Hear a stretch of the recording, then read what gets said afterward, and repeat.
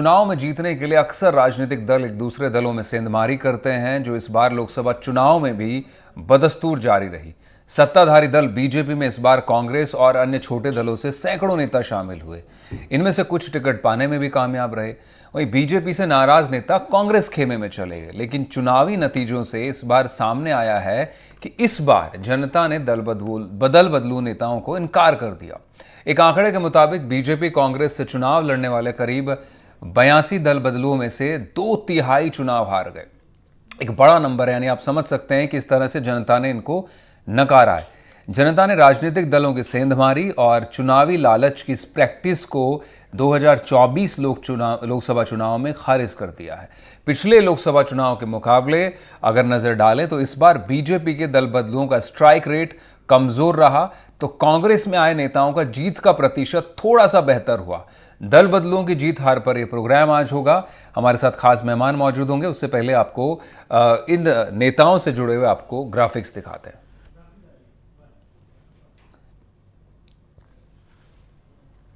तो किस तरह से दूसरे दलों में जाने के बाद इनको टिकट मिला और फिर उम्मीदों पर खरे नहीं उतरे दल बदलू नेताजी। केवल 20 ही सांसद बन पाए। इस बार बीजेपी कांग्रेस से 73% दल बदलुओं को जनता ने नकार दिया। 33 नेताओं को कांग्रेस ने टिकट दिया था, 26 नेताओं को जनता ने नकार दिया। बीजेपी ने 43 दल बदलुओं को टिकट दिया था। इसमें राजस्थान के भी बड़े 2 चेहरे शामिल थे। इसमें 30 को हार का सामना करना पड़ा। भाजपा कांग्रेस ने कुल मिलाकर 76 दल बदलुओं को टिकट दिए थे और सिर्फ 20 जीत कर आए हैं। अधिकांश जनता का भरोसा जीतने में नाकामयाब रहे। अगला ग्राफिक दिखाएंगे। राजस्थान बीजेपी में आए हारे, कांग्रेस के जीते। यानी प्रदेश में बीजेपी और कांग्रेस ने 2-2 दल बदलू उतारे थे। कांग्रेस में जो बीजेपी के नेता गए वो दोनों जीत गए। बीजेपी में कांग्रेस से आए दोनों प्रत्याशी हार गए। कांग्रेस ने आरएलपी से आए उम्मीदवार को टिकट दिया था और चूरू में बीजेपी से आए राहुल कसवा को प्रत्याशी बनाया था। भाजपा ने कांग्रेस से आए महेंद्रजीत मालवीय को उतारा बांसवाड़ा से, वो भी हार गए। और ज्योति मिर्धा को नागौर से प्रत्याशी बनाया, कांग्रेस से आई, वो भी चुनाव हार गए। अगला ग्राफिक आपको दिखाएंगे। बीजेपी का स्ट्राइक रेट 30.7%, कांग्रेस का स्ट्राइक रेट 33.3%, यानी थोड़ा सा मार्जिनली परसेंटेज ज़्यादा रहा कांग्रेस का। इस बार बीजेपी का दल बदलुओं का स्ट्राइक रेट घटा, कांग्रेस से लड़ने वाले दल बदलुओं का प्रदर्शन सुधरा। 2014-19 में जीत का प्रतिशत कांग्रेस का कमजोर था, इस बार सुधरा है। बीजेपी में 2014-19 चुनाव में दल बदलुओं का स्ट्राइक रेट बेहतर था। 2014 66%, 19 में 56%। तो इस पर काफ़ी गिरावट आई है। बीजेपी में जो नेता आए कांग्रेस और दूसरे पार्टियों से, वो ज़्यादा जीत दर्ज नहीं कर पाए। इसका मतलब ये है।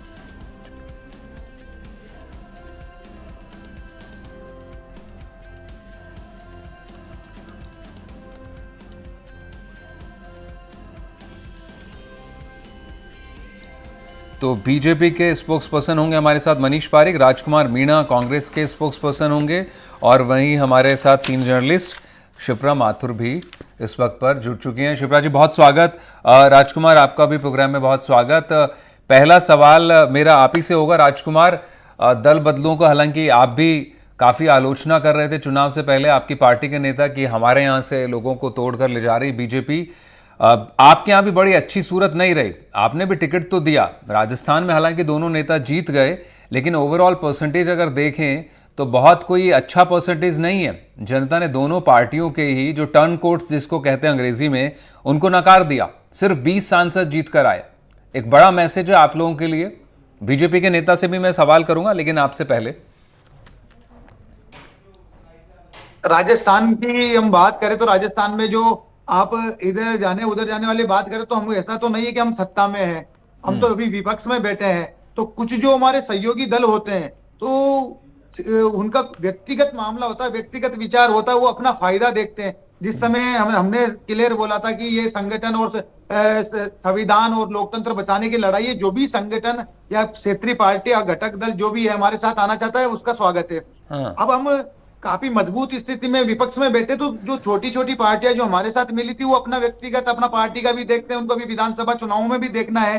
तो इस हिसाब से अगर वो कहीं जा रहे हैं, तो ऐसा तो है नहीं कि अभी इंडिया गठबंधन से कोई टूट के जा रहा है। ये केवल खबरें जो बाजार में चल रही है, इसके अलावा ऐसा कुछ भी नहीं है कि वास्तविकता में वो टूट के जा रहे हैं। वो हमारे बातचीत चल रही है। अभी सबसे ज्यादा मुसीबत तो भाजपा में देखने को मिल रही है कि मंत्री पद बांट रहे तो उसी में भी विवाद हो रहे हैं, इनके अलग अलग गुट नाराज हो रहे हैं। तो अभी आप देखिएगा, ये भी चिंता करने का विषय इनके लिए है, हमारे लिए नहीं।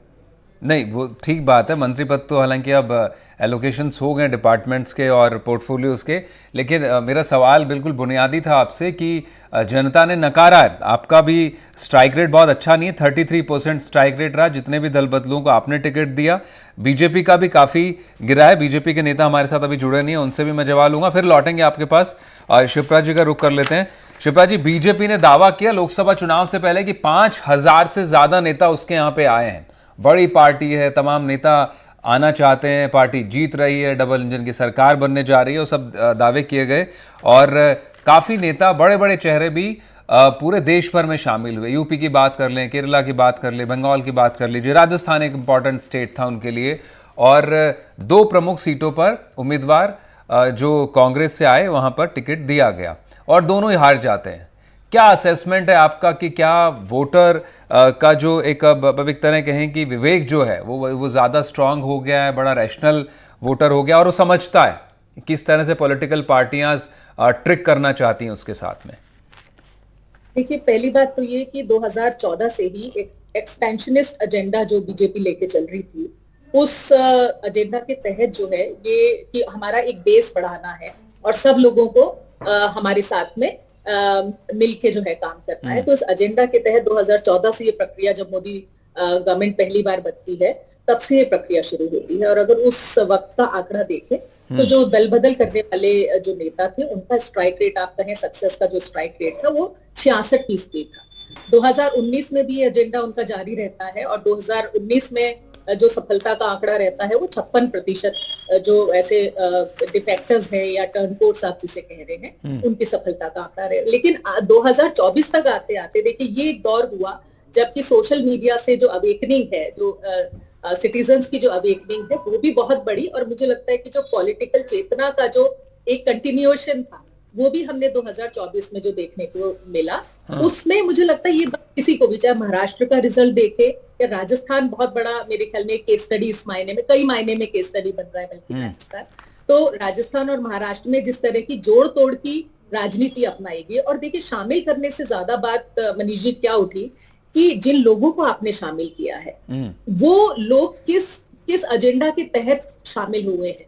तो एक बात जो है बिल्कुल जाहिर तौर पर ये बात थी, अब नाम तो किसी का नहीं ले सकते हम, लेकिन कुछ लोग ऐसे थे जो कि या तो किसी मामले में फंसे हुए थे या कोई उनके पास ऐसे मुकदमे थे या उनका बैकग्राउंड इस तरह का था कि वो बचना, जो भी पार्टी उनको सुरक्षा कवच दे सके, वो उसके पाले में जाना प्रेफर करते। तो बहुत सारे जब ऐसे लोग आए तो हम तब भी जब डिस्कशन में बैठे थे तब ये बात कर रहे थे कि ये स्वाभाविक तौर पर बात है कि जो कार्यकर्ता होता है, जो पुराने कर्मठ कार्यकर्ता होते हैं, वो कैसे ये स्वीकार करेंगे कि जब हम पूरे मन और मानस से जब हम जिस पार्टी के लिए खप रहे हैं, लग रहे हैं, और अचानक आपको जो है वो दूसरी पार्टी के लोग आप शामिल कर लेते हैं और उन्हें तवज्जो भी देते हैं, कुछ लोगों को टिकट भी देते हैं। महेंद्रजीत सिंह मालवीय का अगर हम देखें तो देखिए जीत का अंतर भी जो है वो बहुत बड़ा अंतर है। ये नहीं कि छोटे मोटे, बिल्कुल, हाँ, करीब 2.5 लाख का अंतर है, बिल्कुल 2.5 लाख का अंतर है। और अकेले जो उनके ओपोनेंट थे, जो राजकुमार रोज जो जीत के आए हैं, वो करीब 8 लाख से ज्यादा वोट से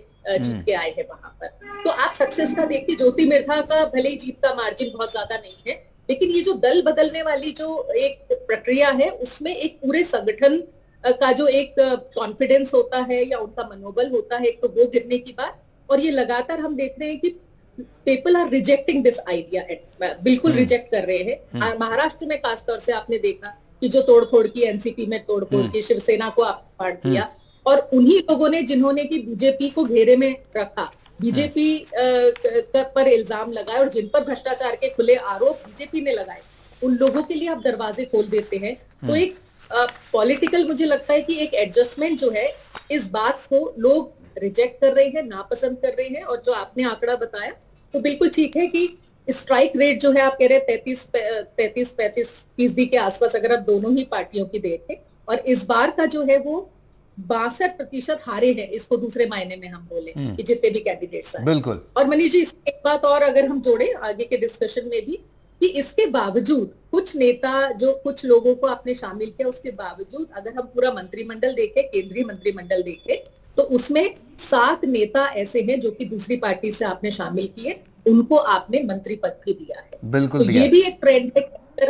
अगर आप उनकी आइडियोलॉजी को मन से स्वीकार करते हैं या एलाइज के तौर पर आप शामिल होते हैं, तो फिर आपको जो आपको स्वाभाविक तौर पर पार्टी में जो महत्व मिलना चाहिए वो महत्व भी भाजपा देने लगी। बिल्कुल, वो जो एक नेचुरल आइडियोलॉजी जो ग्राउंड है उस पर लाने की बात होती है कि उस आइडियोलॉजी से प्रभावित होकर आ रहे हैं, लेकिन जब अगर कोई महेंद्रजीत मालवीय जैसे नेता अगर शामिल होते हैं तो वाकई बड़ा सवाल उठता है किस तरह से पॉलिटिकल अरेंजमेंट सिर्फ जीत हार से तक सीमित रहते हैं, जब इतना पुराना नेता और इस CWC जैसे कांग्रेस के संस्था में रहने के बावजूद बीजेपी ज्वाइन करते हैं, तो वाकई सवाल खड़े होते हैं। जनता देखती है और उसी हिसाब से वोटर्स ने मैंडेट भी किया बांसवाड़ा सीट पर। अब राजकुमार, मैं आपके पास फिर से लौटूंगा। जो बात आप कह रहे थे कि संकट बीजेपी की तरफ ज़्यादा है, उनके यहाँ पे कोalition पार्टनर्स में झगड़ा होगा और वहाँ पर चीज़ें ज़्यादा खींचतान हो सकती, लेकिन खींचतान आपके यहाँ पर विधानसभा चुनाव में भी दिखाई पड़ी थी, लोकसभा चुनाव में भी वो कमोवेश दिखाई पड़ती है। लेकिन एक सवाल मेरा यहाँ पर आपसे थोड़ा डिफरेंट ये होगा कि राहुल कसवा जो बीजेपी से हैं, कांग्रेस में आ जाते हैं, बीजेपी के सिटिंग सांसद थे, वो जीत जाते हैं। वहीं पर बीजेपी से जब ज्योति मिर्धा अगर जाती हैं, वो वहां पर हार जाती है नागौर में। ऐसा क्या आपके हिसाब से, मतलब अगर मैं पार्टी से इतर आपसे बात करूं, क्या राहुल कसवा की खुद की एक आइडेंटिटी है इसलिए वो कांग्रेस से जीत जाते हैं, या फिर इसके पीछे क्योंकि आपकी पार्टी के पक्ष में माहौल हुआ उस सीट पर या फिर उस इलाके में, इसलिए ऐसा हुआ? देखो, दोनों सीटों की अगर बात करें तो दोनों सीटों में व्यक्तिगत अपना व्यक्तिगत प्रभाव भी और पार्टी का जो माहौल था कांग्रेस पार्टी के पक्ष में जो इस बार माहौल चल रहा था, तो वो दोनों मिलके ही दोनों की जगह निकली है। आप हनुमान बेनीवाल जी की बात कर लेते तो वहां पे हनुमान बेनीवाल जी का खुद का भी एक वर्चस्व है, खुद के टीम है, खुद के कार्यकर्ता, और साथ में वहां पे कांग्रेस पार्टी का उनको सपोर्ट मिला।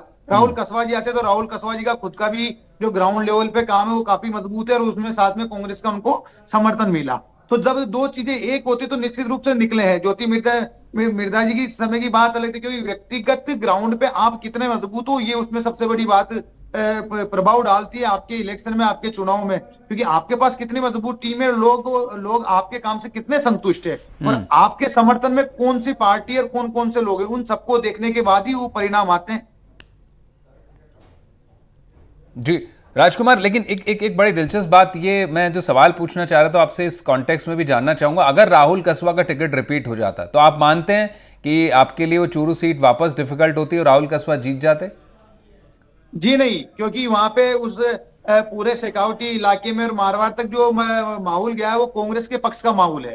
निश्चित तौर पे आप देख लीजिए, जितनी भी सीटें अगर थोड़ी पीछे भी रही तो बहुत ही कम मार्जिन से राहुल कसवा जी अगर भाजपा से लड़ते तो हम ये नहीं कहते कि वो जीत जाते, लेकिन मुकाबला काफी रोचक होता, वो किसी भी पक्ष में जा सकता था। ठीक है, तो आपका कहना है कि क्योंकि आपके यहाँ पर बीजेपी के खिलाफ या फिर बीजेपी के सांसद थे उनके खिलाफ एंटी इनकम्बेंसी थी, उसके चलते आपके खिलाफ मतलब बीजेपी के खिलाफ जो माहौल था उसका फायदा आपकी पार्टी के पक्ष में गया, सिर्फ इससे ज़्यादा कुछ और है नहीं। लेकिन इस बीच मनीष पारिक भी हमारे साथ मौजूद है, उनसे अब सीधा जवाब ले लेते हैं। मनीष जी, जो बात हो रही है वो दल बदलू नेताओं पर हो रही है। आपने उनको नाम दिया पूरे चुनाव में कि लोग हमारी विचारधारा से, नेतृत्व से प्रभावित होकर आ रहे हैं और इसलिए उनको टिकट से भी नवाजा आपने। लेकिन राजस्थान की अगर बात कर लें, जिस प्रदेश से आप आते हैं, 2 बड़े चेहरों को आपने टिकट दिया, दोनों हार गए। कांग्रेस से आए, दोनों हार जाते हैं, दोनों अपने अपने क्षेत्र के कद्दावर नेता माने गए। ऐसा क्यों? ये तो दोनों, मैंने कहा मैन टू मैन डिफर करेगा, सीट टू सीट डिफर करेगा। अगर ये कुछ वोट इधर उधर हो जाए, कोई दूसरा कैंडिडेट काट ले, किसी पोलिंग परसेंटेज कुछ कम हो गया, ऐसे बहुत सारे रीजन होते हैं, तो कोई एक कारण से चुनाव पूरा होता नहीं है। मुझे लगता है कि इसको ये कहना तो नहीं कहेंगे, लेकिन ये सही बात भी है कि जो अपने किसी को सिंपैथी मिल गई, किसी ने अपनी जातिवाद की आग को बुलंद कर लिया, किसी ने अपने और कारण से कुछ किया, वो जो चुनाव में होता है उसके कारण ये हुआ है। लेकिन निश्चित तौर पर भारतीय जनता पार्टी ने अपने जो नियम सिद्धांत के हिसाब से काम किया था। हमारे पंडित दीनदयाल उपाध्याय जी का एक कहना है, कथन है कि जो आज हमारा विरोधी है वो कल हमारा समर्थक बने, जो समर्थक है वो हमारा कार्यकर्ता बने, और जो हमारा कार्यकर्ता है वो विचारधारा पुष्ट नेता बने, हमें ऐसा प्रयास करना चाहिए। निश्चित तौर पर माननीय मोदी जी के नेतृत्व में पूरे देश में भारतीय जनता पार्टी अपने विरोधियों को समर्थक बनाने में जुटी है, और यही हमारे पुरोधा जो विचारधारा परिवार के पंडित दीनदयाल उपाध्याय जी है, उन्होंने यही इंगित किया था। तो निश्चित तौर पर संगठन ने अपनी संगठनात्मक संरचना को विस्तृत करने के लिए, प्रभावित करने के लिए, वर्सटाइल करने के लिए ये काम किया। नहीं मनीष जी, चुनाव हार मनीष जी, एक बड़ा सवाल ये है क्योंकि तमाम चुनाव भर हम शोज करते रहे, मेरे प्रोग्राम पर खुद बीजेपी के नेताओं ने माना जब नतीजे आए कि हाँ, अगर बांसवाड़ा जैसी सीट है या फिर चूरू जैसी सीट है, वहां पर निश्चित रूप से कार्यकर्ताओं में नाराजगी इसलिए रही कि जो सक्षम उम्मीदवार था उनको हमने गंवा दिया और दूसरे पार्टी के नेताओं को हमने आते हैं टिकट से नवाज दिया। तो जो कार्यकर्ता है वो बड़ा एंग्विश था कि भाई हम एक वक्त पे इनके लिए काम कर रहे थे, इनके खिलाफ काम कर रहे थे, अब पार्टी ने आदेश दे दिया कि इनके साथ में काम करना है। यही वजह है कि बांसवाड़ा में बड़ी हार का सामना करना पड़ा। चूरू में आपके प्रत्याशी कांग्रेस में चले गए, वो जीत जाते हैं वहां से जाके। मैंने अभी कांग्रेस के स्पोक्स पर्सन से भी जाना। आप ये तो मानेंगे कि कार्यकर्ताओं में से गलत संदेश गया। 5,000 से ज्यादा आपने कहा कि हम लोगों को शामिल कर रहे हैं, हमारे दरवाजे खुले हुए हैं। खुद वित्त मंत्री तक ने अपने संबोधन में कहा आप पर आरोप लगे कि बीजेपी तो वॉशिंग मशीन बन गई है, जिस पर भी आरोप लगे और जिस पर भी संकट आए वो जाके शामिल हो जाए। आपने सोचा कि हम बड़ी शक्ति बन जाएंगे, लेकिन बहुत ज्यादा फायदा नहीं हुआ इस इलेक्शन में। और सिर्फ राजस्थान की बात नहीं कर रहा हूं, जो ग्राफिक्स में मैंने अभी दिखाया शो की शुरुआत में, आप थोड़ा लेट जुड़े हैं, आपका स्ट्राइक रेट कांग्रेस या दूसरे दलों से आने वाले नेताओं का 10 साल पहले 66% तक था, अब 32%, आधे से भी कम। जी, निश्चित तौर पर यह है कि विचारधारा प्रधान अगर होता है मनीष, तो वैचारिक लोग इसको सामूहिक तौर पर स्वीकार करते हैं, वो इंडिविजुअलिस्टिक भी इसको पसंद नहीं करेंगे। लेकिन ये बात सही है कि विचारधारा का विस्तार एक पार्टी का उद्देश्य होता है, और निश्चित तौर पर लोगों के मन में कुछ था, पर कार्यकर्ताओं ने कुछ काम करने में कमी रखी हो, इस तरह की सूचना भी नहीं है। मैं जो कहना चाह रहा हूँ वो ये है कि जिन लोगों को काम दिया था उन्होंने पूरी मुस्तैदी के साथ उसको निभाया है, और तो हम ये कहें कि कार्यकर्ताओं ने काम नहीं किया इसलिए, तो वो बात तो है ही नहीं। तो मैं इसलिए इसको मुश्किल समझ पाता हूं कि ऐसा क्यों हुआ। नहीं, तो मैं ये बात मैं नहीं कह रहा हूं मेरी तरफ से, मैंने बताया आपके नेताओं ने हमारे रिजल्ट्स पे जिस दिन 4 तारीख को नतीजे आ रहे थे, उन्होंने माना कि थोड़ी नाराजगी कार्यकर्ताओं में ग्राउंड लेवल पर थी कि जिन लोगों के खिलाफ काम किया अब उनके लिए वोट मांगना पड़ेगा। ये भी स्वाभाविक है, बिल्कुल मनीष जी आप सही कह रहे हो, ये स्वाभाविक बात है कि किसी आदमी के लिए अभी पिछले चुनाव में विरोध किया था, अब उसके साथ करे तो ये जो कार्यकर्ता का कोमल मन होता है वो उसको स्वीकार नहीं कर पाता है। लेकिन ये राजनीति बड़ी निर्दयी है, इसमें ऐसे अवसर आते हैं जब धैर्य बना के रखना होता है, और निश्चित तौर पर जिनको टिकट नहीं मिलता, टिकट एक को ही मिलेगा, और 5 लोग जो एस्पिरेंट होते हैं टिकट के उनको नहीं मिलता है, तो उनके मन में बात होती है, लोग लग भी जाते हैं। और कमल के फूल कैंडिडेट है ये इसीलिए कहा जाता है क्योंकि सभी लोगों के एस्पिरेंट्स को पूरा नहीं कर सकते हैं। तो ये बात हो सकती है कि 2 जगह पर जहां पर हमने, अच्छा उसमें एक बात मनीष ये भी है कि वहां पर भारतीय जनता पार्टी कोई बहुत प्रबल स्थिति में नहीं थी, तो उसको बेहतर विकल्प है उसी की तरफ पार्टी जाएगी। और नहीं, बांसवाड़ा पर आप ही के प्रत्याशी ने करीब 3 लाख से ज्यादा मतों से हराया था इन्हीं महेंद्रजीत मालवीय को पिछले चुनाव में। वो बाप की जो उपस्थिति है आप समझ सकते हैं, जो ट्राइबल पार्टी बीटीपी थी उस समय थी, उसकी उपस्थिति इतनी नहीं थी। और अभी वो जो पिछले विधानसभा के चुनाव में जिस तरह से उसका वर्चस्व फैला है, या जो भी आदिवासी लोगों के बीच में उसका प्रभाव बढ़ा है, उसको देखते हुए स्थितियां बदली है, इसलिए भी पहले जैसे हालात नहीं है। और निश्चित तौर पर पार्टी ने केवल जीत नहीं लेकिन संगठन के विस्तार को भी अपने विचार में रखा था। ठीक है, संगठन के विस्तार को विचार रखा था, उसको ज्यादा तरजीह आपने दी। शिप्रा जी, मैं आपसे जानना चाहूंगा, क्या ये वाकई एक टाइट स्लैप है जो पॉलिटिकल स्ट्रैटेजी है, जो पॉलिटिशियंस दूसरे ओर से आते हैं और उनको फिर एक तरफ से ऊपर सीधा कहीं कि कार्यकर्ताओं के माथे बिठा दिया जाता है कि अब आपके ये उम्मीदवार हैं, इनके लिए काम कीजिए। ये स्ट्रैटेजी थोड़ी सी रिविजिट करनी पड़ेगी पार्टीज को, क्योंकि अब आने वाले समय में उपचुनाव भी होने हैं और बाकी राज्यों में भी चुनाव होना है। तो क्या वाकई इस पर पार्टियां गौर करेंगी और इसको सुधार करती दिखाई पड़ सकती हैं? या फिर करना चाहिए? देखिए, हम जब डेटा की बात कहते हैं तो उसमें आप भी बता रहे हैं और हम लगातार देखिए रणनीतिक तौर पर क्या होता है कि जो पहले के अनुभव होते हैं आप उससे सीखते हैं और फिर अगला कदम आप तय करते हैं। जब हम 2014 से 2019 के बीच की बात कर रहे हैं तो जो दल बदलू हैं या टर्नकोट्स हैं उनका सफलता का प्रतिशत 10% हिस्सा कम होता है। 2019 से 2024 तक वो प्रतिशत और घटकर 24% घट जाता है। तो आप देखिए जो लगातार डिक्लाइन है, अगर आप उस डिक्लाइन को, वो 10% जब डिक्लाइन हुआ, क्या आपने उसको ऑब्जर्व नहीं किया? क्या आपने उसके मुताबिक अपनी रणनीति नहीं बनाई कि ये इस वक्त सफल नहीं हुआ, 66 से आप 56 आ जाते हैं, तो क्या उस वक्त स्ट्राइक किया? 2-3% का बात होती तो शायद आप गौर ना करें, लेकिन जब 10% घटक हुए है किसी चीज में तो आपको ऑब्जर्व करना पड़ेगा। दूसरी बात ये है कि मनोबल की बात, ये उस वक्त भी जब टिकट बांटे जा रहे थे और हम सब डिबेट्स में जब बात करते थे और खासतौर से बांसवाड़ा का भी जब मामला आया था, तो ये बात मुझे नहीं लगता कि किसी ने भी इस बात को इग्नोर किया होगा कि जिस व्यक्ति के खिलाफ पूरा संगठन, पूरी पार्टी अभी तक खिलाफ खड़ी रही, वो उसके साथ काम करने का हौसला कैसे गैदर करेगी। तो एक बात होती है समझौते की और एक बात जो मनीष जी कह रहे हैं कि हमारा एक होता है कि पार्टी का स्टैंड है तो उसके साथ कंप्लायंस हमको करनी पड़ती है कि एक्सपेंशनिस्ट एजेंडा है, लेकिन वो समझौते के तौर पर है या स्वीकार्य है वो। तो जब तक एक्सेप्टेंस नहीं है तब तक कैसे कार्यकर्ता उसके साथ जुटा होगा? आप ऊपरी तौर पर कुछ भी कह लें और क्योंकि पार्टी के नाते आप नहीं कह सकते ये बात, लेकिन अंदरूनी तौर पर हमें मालूम है कि वो जो आप में एनर्जी होती है, वो मनोबल होता है, वो आपका टूटता ही है। तो पहली बात तो ये है कि जो सफलता का प्रतिशत है वो दोनों ही पार्टियों में, चाहे आप कांग्रेस की बात कर लें, कांग्रेस में भी जो दल बदल कर आए उन्हें भी स्वीकार नहीं किया गया, उनका भी सफलता का प्रतिशत 30 से 35 के बीच में है और भाजपा में घटा है लगातार, पहले अच्छा था लेकिन घटा है लगातार। तो ये बात मुझे लगता है अगर आपने इग्नोर की है और आप चूरू की बात कह रहे हैं, बांसवाड़ा नागौर की बात कह रहे हैं, वहां देखिए अलग परम्यूटेशन कॉम्बिनेशंस थे वहां पर। तो वहां पर जो कैंडिडेट हैं, अगर ज्योति मिर्धा की बात करें तो वो कभी किसी पार्टी में, कभी किसी पार्टी में, तो उस नाते इंडिविजुअल परफॉर्मेंस पर भी बात आ जाती है। वो तो बिल्कुल ठीक बात है जो मनीष जी भी कह रहे हैं कि इंडिविजुअल परफॉर्मेंस और इंडिविजुअल परम्यूटेशन कॉम्बिनेशंस भी बहुत मैटर करते हैं, पर यही तो स्ट्रैटेजी होती है कि आप हर कॉन्स्टिट्यूएंसी की स्ट्रैटेजी में ये सारे फैक्टर्स जो हैं वो काउंट किए जाए।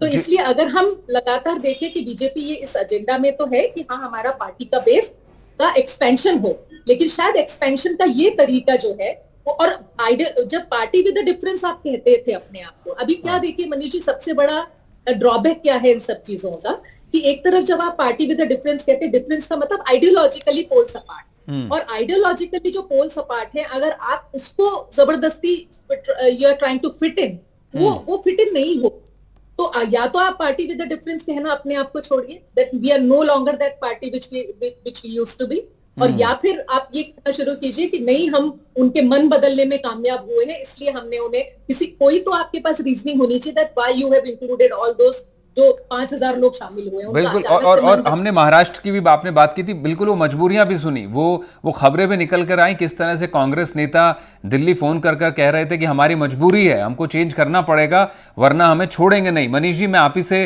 इस पर अब जवाब लूंगा। जो स्ट्रैटेजी की बात हो रही है कि निश्चित रूप से भाई विस्तार है पार्टी का, चाहते हैं कि आप तो सबसे बड़ी पार्टी होने का दावा करते हैं दुनिया की, और लोग जुड़े, कार्यकर्ता जुड़े, संगठन उसके लिए काम करता है आपका दिन रात, बड़े मैसिव लेवल पे, मैमथ लेवल पे आप इलेक्शन लड़ते हैं, उसके लिए निश्चित रूप से आपको जो स्थानीय स्तर पर समीकरण बिठाने पड़ते हैं, लेकिन इसी में साइमल्टेनियसली आप चूक भी करते हैं। मसलन चूरू सीट का आप जिक्र कर लें, आपके पास खुद एक प्रत्याशी मौजूद था, उसको आपने जाने दिया, फिर वो आप ही के प्रत्याशी को हरा देता है, जिस प्रत्याशी को आप नया कहकर पेश कर रहे हैं वहां पर, और प्रधानमंत्री रैली करने भी जाते हैं। तो कहीं ना कहीं ये रणनीतियां उल्टी भी पड़ती हैं, जो एक चूरू की सीट में रिफ्लेक्ट भी हुआ आपके लिए। वो तो सही है मनीष, बात यह है कि स्ट्रेटेजिकल भूल भी होती है इस बारे में। जो लोकल वहां पर है, जिन लोगों ने टिकट में विचार किया है, टिकट समिति है, जो कोर कमेटी स्टेट की है, उसने कोई नाम तय किया है अगर, तो उसके विचार के आधार पर केंद्र टिकट देता है। मूल जो बात है नीचे जमीन पर है, और जो विकल्प के तौर पर भी नए लोगों को मौका देने की बात भी है। तो इसलिए दोनों चीजों का समावेश अगर कहीं बैठ गया था तो हुआ। उस बारे में जो यहाँ की जो हमारी कोर कमेटी है राजस्थान की, उन लोगों ने जो डिसीजन लिया उसके आधार पर ये चुनाव जीत नहीं रहे हैं। कोई दूसरे व्यक्ति को टिकट देंगे तो जीत जाएंगे, अगर इस तरह की कहीं पे कोई बात आती है तो उसको ही फॉलो करेंगे। लेकिन ये भी हो सकता है कि जब वोट गिरे और उस दिन जब बात हुई तो उसमें कोई सिंपैथेटिकल एस्पेक्ट जुड़ गया, कहीं पे कोई जातिगत बात आ गई और उसके कारण वो जो प्रत्याशी वो तात्कालिक तौर पर कोई लाभ लेने में सफल हो गया। ये हो सकता है, इसमें तो कोई दो राय नहीं है। जैसे मैंने आपको कहा, नागौर के लिए जो मिर्धा परिवार है वो एक पुराना परिवार है, बड़ा परिवार है, और उसको जो आजादी के आपने देखा इमरजेंसी के टाइम पे एक ही परिवार उस समय जीता था कांग्रेस पार्टी का, और वो परिवार था वो। तो निश्चित तौर पर जो रूट वर्कर है जिसने वहां पर जड़ें जमाई है। ठीक है मनीष जी, मैं आखिर में 30 सेकंड में आपसे जानना चाहूंगा, जो स्केल आप दिखाना चाह रहे थे, आप विपक्ष को एकदम से धराशायी करना चाह रहे थे कि कांग्रेस में कुछ बचा नहीं है, आपको लगता है कि उस पर थोड़ा विचार करने का मौका मिला इस चुनाव में, खासतौर पर जो टर्न कोर्ट्स की बात आएगी आगे के लिए? कि हम इस तरह से नहीं जा सकते हैं कि एक मास कन्वर्जन कर डालें, कहीं स्पेसिफिक जरूरत हो उसी जगह पे सोचा जाए? इसको थोड़ा सा आपको लगता है कि बदलने या संशोधन की जरूरत पड़ेगी अब इस चुनाव के बाद? सुधार की गुंजाइश तो मनीष जी सभी में होती है। और निश्चित तौर पर जो रणनीति है उसमें भी समय समय पर बदलाव होते हैं। लेकिन ये निश्चित तौर पर सही बात है कि भारतीय जनता पार्टी पूरे देश की अकेली सबसे बड़ी पार्टी है जिसने कोई कॉम्प्रोमाइज भी नहीं करे हैं और अपनी विचारधारा के साथ भी रहे हैं, और जो जनता से वादे किए हैं उनको भी पूरा किया है। बड़ा नहीं, मैंने संशोधन की बात की थी, उस पर मैं सवाल जवाब लेना चाह रहा था, लेकिन हालांकि फिलहाल अब समय बहुत कम है। बात आपने कह दी कि वाकई संशोधन और सुधार की गुंजाइश हमेशा रहती है। बहुत शुक्रिया आपका शिप्रा जी, आप हमारे साथ जुड़े, और मनीष जी आपका भी बहुत शुक्रिया। कांग्रेस के प्रवक्ता हालांकि हमारे साथ अभी नहीं है, बहुत बहुत शुक्रिया। और इस प्रोग्राम में फिलहाल मेरे साथ इतना ही, बाकी तमाम अपडेट्स के लिए आप बने रहे हमारे साथ। नमस्कार।